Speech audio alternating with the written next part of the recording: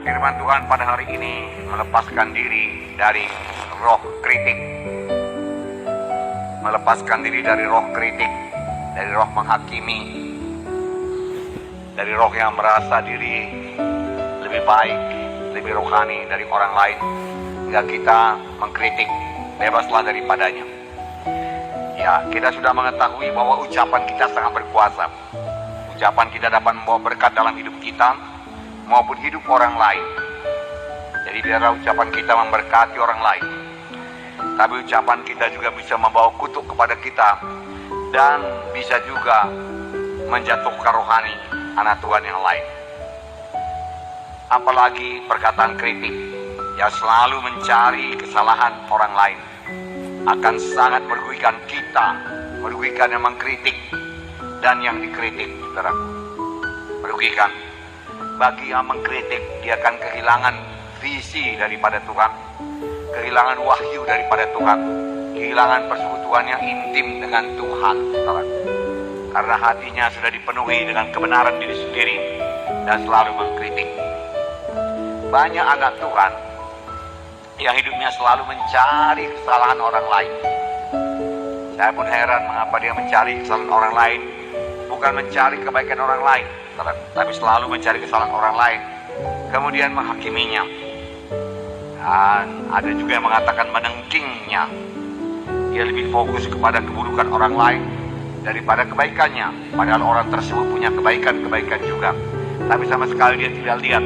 Yang dia lihat hanya keburukan orang tersebut, kejelekan orang tersebut, kesalahan orang tersebut saja, saudaraku. Ia memang mempunyai kebiasaan untuk melihat hal-hal yang negatif, hal yang buruk atau jelek, menunjuk kekurangan orang lain selalu. Ini tidak lain daripada roh kritik yang menguasai orang tersebut, yang dapat membawa ketegangan, perselisihan dalam tubuh Kristus, bahkan bisa mengakibatkan orang mundur rohaninya. Lebih jauh lagi bisa mengakibatkan perpecahan dalam tubuh Kristus. Roh kritik bukan daripada Tuhan, karena roh kritik ini kebanyakan menuduh, mencari kesalahan. Tentunya saja berasal dari musuh kita, yaitu setan yang selalu menuduh dan mencari-cari kesalahan, yang memakai manusia lama kita, dan kita selalu mencari kesalahan orang lain, kekurangan orang lain, bukan kebaikan orang lain, saudara. Oleh sebab itu firman Tuhan mengingatkan kita untuk senantiasa tidak mementingkan diri sendiri, selalu rendah hati dan lembut hati, dan menganggap orang lain lebih utama dari diri kita sendiri. Anggap orang lain lebih utama, anggap orang lain lebih rohani dari kita, anggap orang lain lebih mengerti daripada kita. Kita bisa dibentuk menjadi seperti Yesus. Kita bisa dibentuk menjadi orang yang berbelas kasihan, menjadi orang yang rendah hati dan lembut hati, saudaraku. Kalau kita izinkan Roh Kudus itu bekerja, saudaraku, di dalam hidup kita, saudaraku. Nah, saudaraku yang kasih dalam nama Yesus, ya, kita memiliki hati yang rendah, saudaraku, lemah lembut seperti Yesus. Dalam hidup kita, kemanapun kita pergi, kita akan menunjukkan kasih Tuhan dan kebaikan Tuhan kepada orang lain yang, saudaraku, punya kesempatan yang besar untuk membawa orang lain tersebut kepada keselamatan, dengan tidak mencari kepentingan diri sendiri dan menganggap orang lain lebih utama daripada kita. Kita mencegah terjadinya ketegangan dan perselisihan dalam tubuh Kristus, karena dengan sendirinya kita akan mau mengalah, mau memberkati, mau mengasihi, saudara. Haleluya, saudara.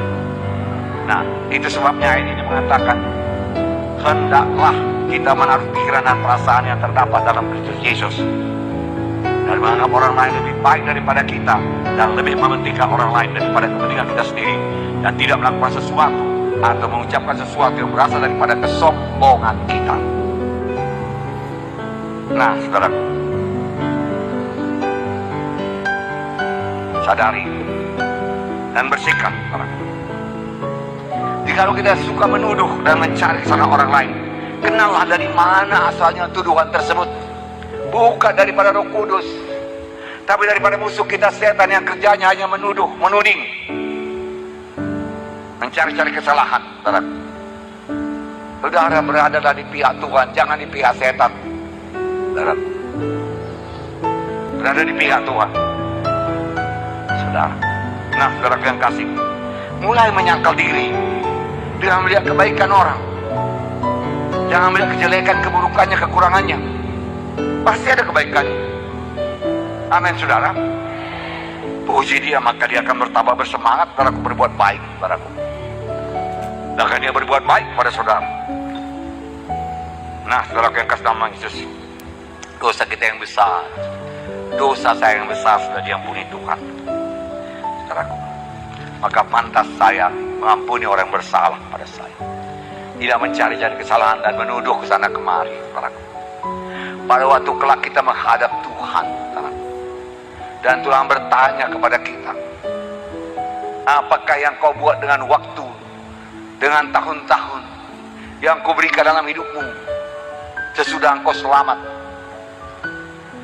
Kalau kita dengan bangganya berkata, Tuhan, aku membela engkau dengan menuduh orang lain, dengan mencari-cari kesalahan orang lain, dan aku hakimi dia, saudara berkata, maka Tuhan akan merasa sedih, dan saudara sendiri akan menerima hukuman yang kekal. Parah roh kritik ini. Saudara yang kasih dalam nama Yesus, terimalah bentukan Tuhan dalam hidup saudara. Terima pekerjaan Roh Kudus, selalu rendah hati mengaku dosa, maka Roh Kudus akan memberikan buah roh kepada saudara. Kasih, sukacita, damai sejahtera, kesabaran, kemurahan, kebaikan, kesetiaan, kelemah lembutan, penguasaan diri. Itu akan jadi karena roh itu memberikan buahnya dalam saudara, supaya saudara berikan Roh Kudus bebas bekerja dalam saudara. Marilah kita berhati-hati dengan ucapan kita, karena firman Tuhan berkata, dari setiap perkataan sia-sia yang kita ucapkan, Tuhan akan minta pertanggungjawab kita pada hari penghakiman. Kenapa kau ucapkan demikian? Ini tertulis dalam Matius 12:37-36. Tetapi aku berkata kepadamu, setiap kata sia-sia yang diucapkan orang harus dipertanggungjawabkannya pada hari penghakiman. Karena menurut ucapanmu engkau akan dibenarkan, menurut ucapanmu engkau akan dihukum. Mari kita sangat berhati-hati dengan ucapan kita, saudaraku. Ucapkanlah berkat selalu, ucapkan kemenangan. Buanglah roh kritik yang ada pada saudara. Mulailah memiliki ucapan yang baik, yang memberkati, meneguhkan, menghidupkan, dan menyembuhkan orang lain. Tuhan memberkati saudara.